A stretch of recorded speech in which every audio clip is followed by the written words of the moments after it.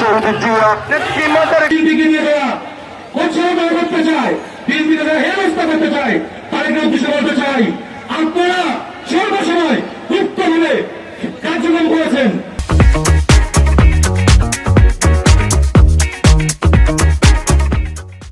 আপনাদের যে অবস্থান তা সারা বাংলাদেশের মানুষ জানেন। বাংলাদেশ জাতীয় ছাত্রদল 70 বছর লাইন খেয়েছে, জেলে গিয়েছে, গুম হয়েছে, হত্যাকাণ্ড হয়েছে, কিন্তু রাজপথে কখনো ছেড়ে যায়নি। আমাদের মৌলিক অধিকার, আমাদের ভোটের অধিকার, আমাদের গণতন্ত্র অধিকারের লক্ষ্যে আমরা রাজপথ ছেড়ে দেবো ইনশাআল্লাহ।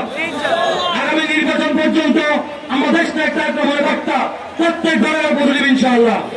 আমরা চাই ভোটের মাধ্যমে একটি সুন্দর বাংলাদেশ এবং গণতান্ত্রিক বাংলাদেশ এবং গণতান্ত্রিক সরকার গঠিত হোক।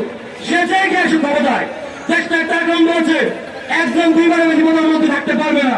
এটা শেখ মুজিবুর রহমান দিয়েছে, তার প্রমাণ করাই সম্ভব যে তার মধ্যে কোনো ক্ষমতা।